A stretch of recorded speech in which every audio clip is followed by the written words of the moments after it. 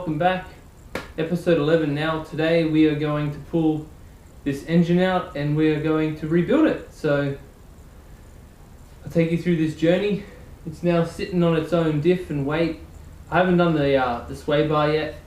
I forgot all about it, to be honest, because it's been sitting over there. And then I'll just make a bracket up for that. I don't have to cut the diff or anything, so that's cool. Anyway, let's get this engine out and strip it to bits. So I've removed the engine now. I used one of these little tilty thingies. Took it out in one piece because I just couldn't be bothered splitting it in the car. And it's super heavy. It can come out. There's sort of a removable panel. I'll show you that later on. Now I've got to split it, whack it on an engine stand, strip it to bits, and then do some stuff to it. So that's key.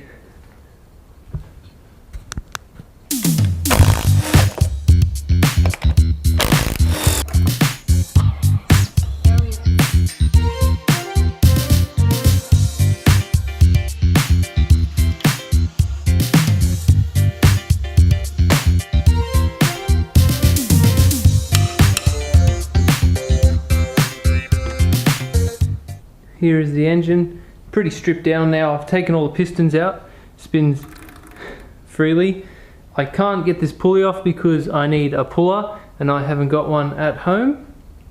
No big deal, I still knocked all the pistons out. The bearings on the pistons look like they're brand new.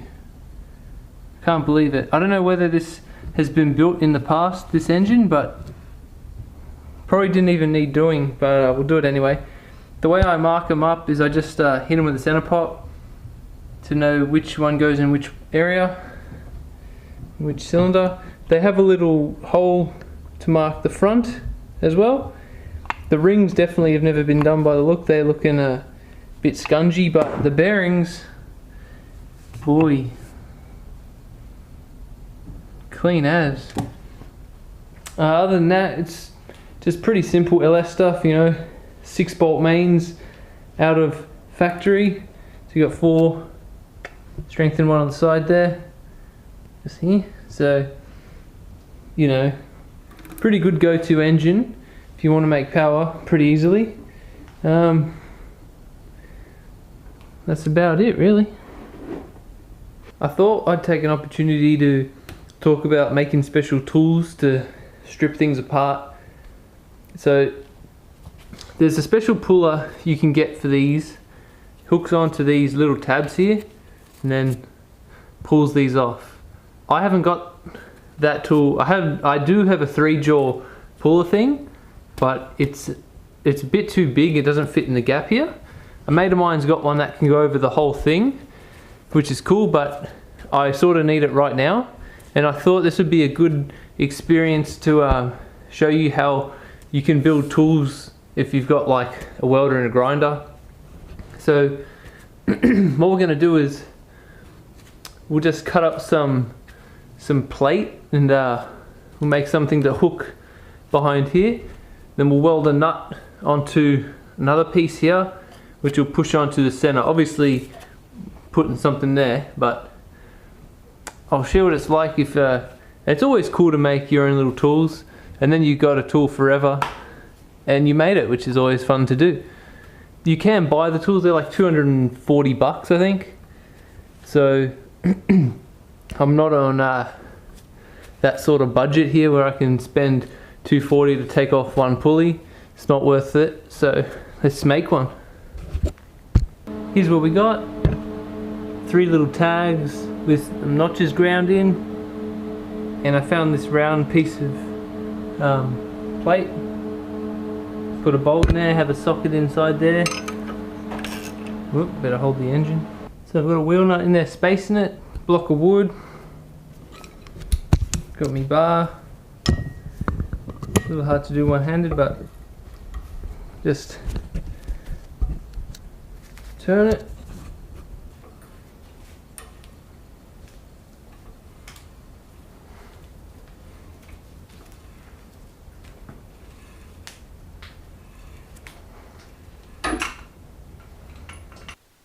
We now begin the arduous task of cleaning up all the parts. Although I have a quicker way of doing this instead of scraping everything, not so much the block but for the smaller parts.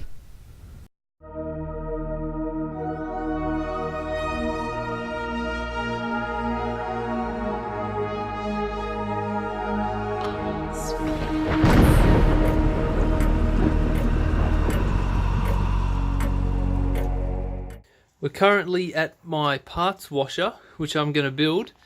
It is a old dishwasher. We recently got a new dishwasher, so I thought I'd hang on to this and see if I could wash parts in it. So what I have decided to do, I'm going to put on this tap on a drum on the top and just cycle it through a drum. I don't want it to pump back out into the down the drain. It's probably not too good for all the Nemos out there, so we'll give this a whirl. I'll show you what I've sort of come up with to how we will be assembling this. Here's the setup. Just got a drum filled with water, comes down to the tap. Got a hose clamp, that's the intake. Normally that is under pressure from like your tap water pressure, so I'm hoping it can run if it gravity feeds. This is the exhaust.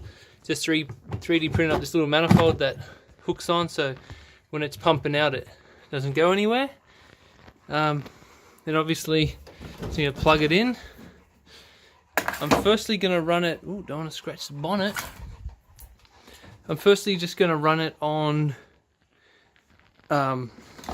just like normal detergent, see how that goes, and then we'll just see how it goes.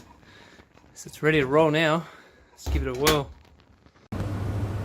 Alright, so it turns out to run a dishwasher you can't run it off just gravity.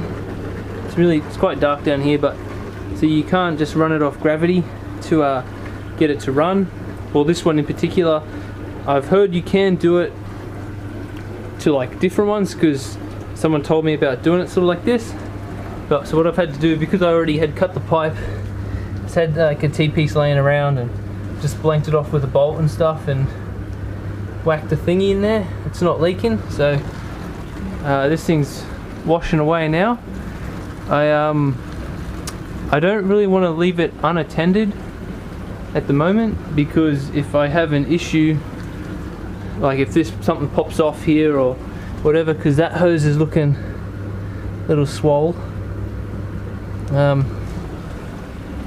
We'll just see.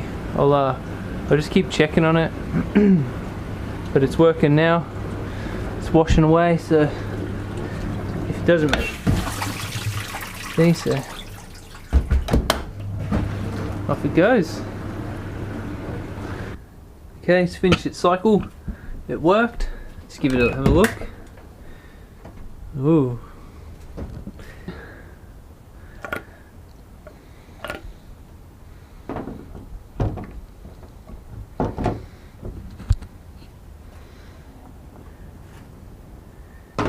So it cleans the valve covers very well.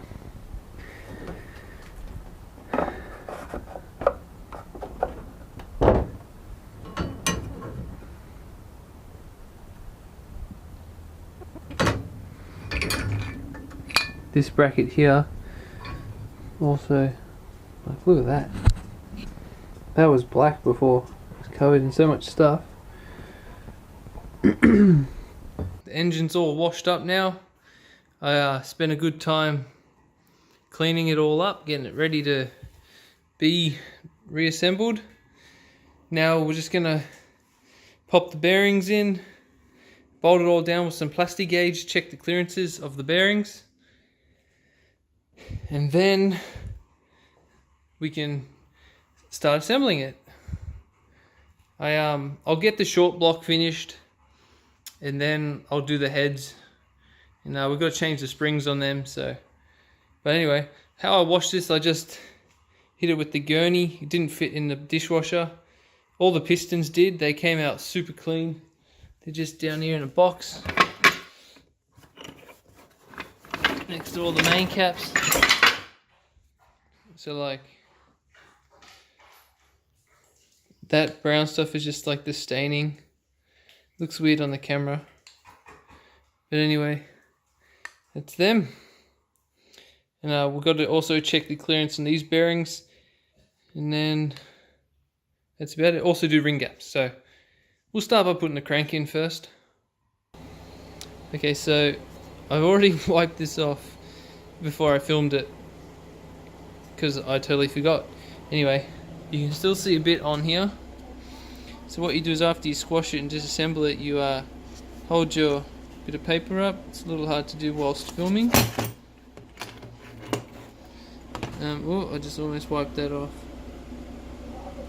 Anyway, so you get your bit, you measure it up. It comes up as 0.05 of a mil, which I think is 2 thou, which is the tolerance for it, which is good. So we can take it all apart, take all the bits of thing out of the, and then properly reassemble it.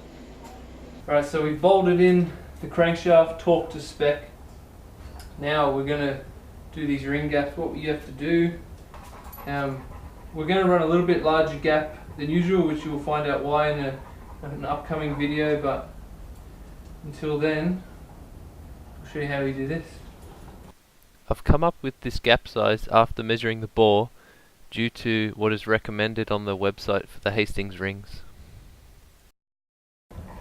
Okay, so done a bit of maths, and the gap I want is 23 thou, 0.584, as you can see. Where are we looking? Snug on there, 23 thou.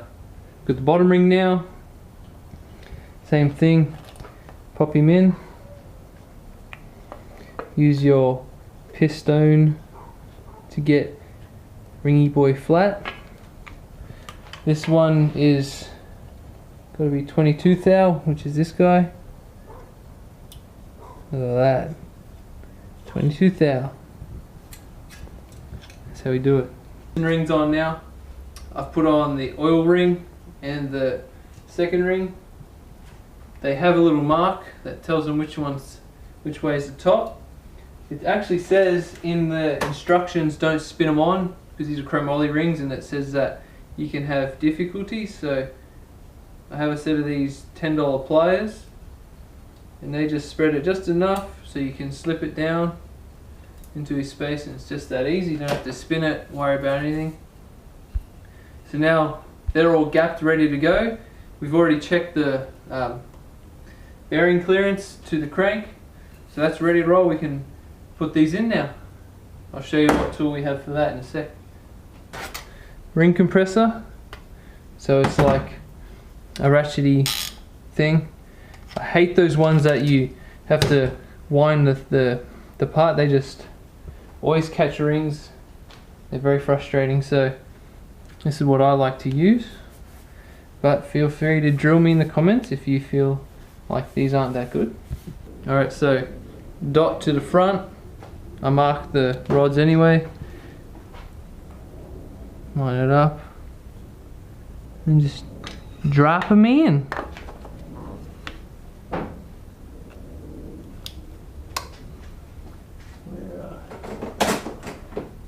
I have one of these hucks and hammers.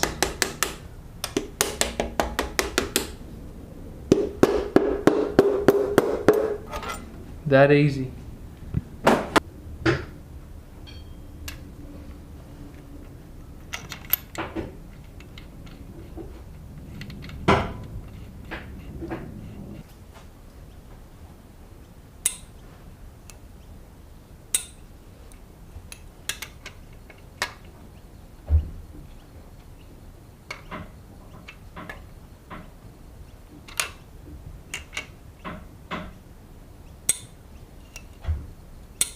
Here's the camshaft we're putting in now. We've finished putting all the pistons in and torquing it up. Came with some grease. We'll just lube it up as we do, and then we're going to put it in. I like to shove, there's no thread in the middle, so don't freak out, but you put a bar in there to get it in there. Like before in one of the other episodes, I show the cam spec. So If you're interested in what cam this is, that's what it is. I'll show it again anyway. That's it there. That's the cam card. It's from Camtech, Aussie made, which is always good. Support your local, boy.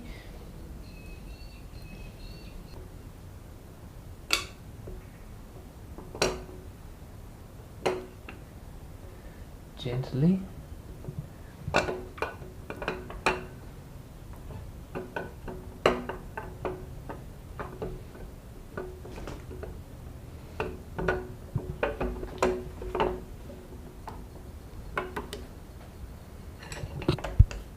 There we go. Can it pull out of the back? Yeah, it can. What? Cam's in. Retaining plate now.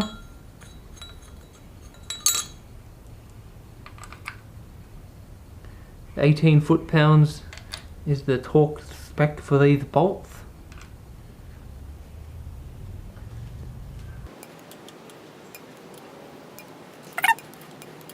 To time it up, you mark these little dots together on the cam and on the crank, and then this is new chain, by the way, and then if you want to make sure your cam's in correctly, you have to dial it in, so you got to check, make sure that's on top, dead center and all that. But as a starting point, put it on dot to dot and check your cam dial in, especially if it's an aftermarket cam.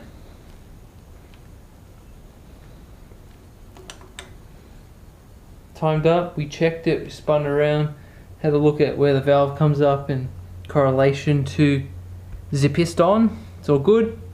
Now we'll tighten these up to 26 pound.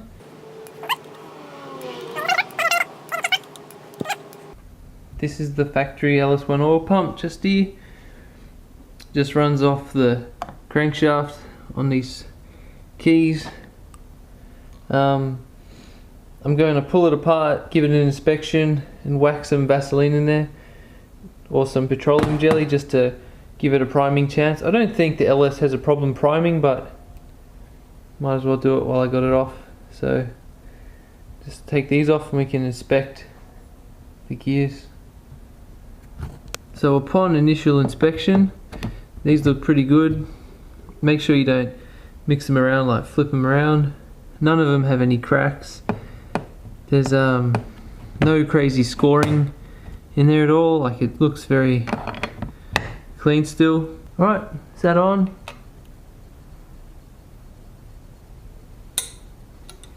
Torque them up. I'm currently putting on the front cover. I've just popped on the windage tray, put on the oil pickup, new O-ring obviously. These, I've put a new seal in the front here. These things can float around a lot, see? Like, there's no dowels or anything. So what I've gone and done, got a piece of angle, and that'll bolt onto the bottom of the block.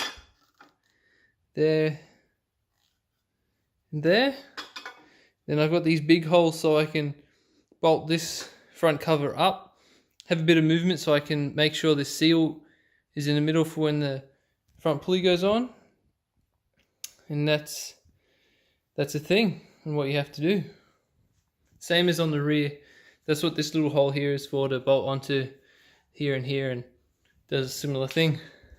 That's how it goes on there. This plate just bolts there, some big washers so you can move this around. You get that in the center. I put the pulley up on there so it's alright, and then just torque the front all up of it correctly. So this way, this is nice and flat here for when you put the sump on. So that's the idea. They give you, there was a spec for, I think it was 7 thou, can be with the feeler gauge in there, but just butt it up.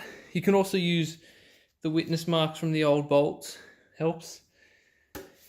Anyway, that's that. I'm gonna torque it up and then we'll do the rear main. On these LS's, when you put on the crankshaft pulley, they're like a press fit. So when that's getting pressed on, the standard bolt doesn't reach a thread, so you have to find another bolt that's the same thread so you can begin to press it on with that, like so. And when you do it, just put a little bit of grease on the bolt, help it go down right. and it's just the way you have to do it. So you can see, one's a bit longer than the other. I don't know what that's off, it's just the right thread.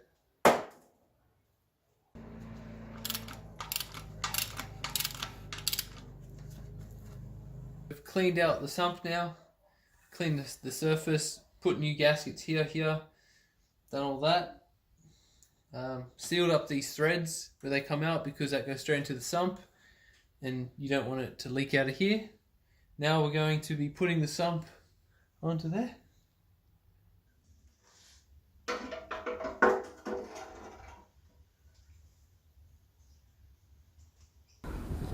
So here's the bolt we're putting back in.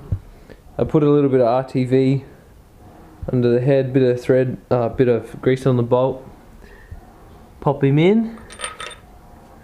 I ran a thread like chaser just down there to clean out any of the gunk because these LSs are known for like binding and ripping threads. To lock it, I've got the flex plate on there. Just pop the bolt through here. Now I'll just swing off this and get it like super tight.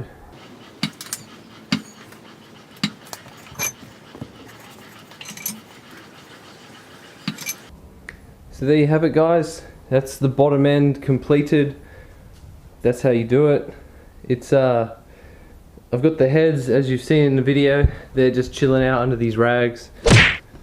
I've got the lifters all soaking, so I'll let them soak overnight. I'll bolt them on tomorrow, but I'll release a video now just to get some content out there. Hope you enjoyed this one. Next one we'll put all the heads on and we'll start stripping apart the auto.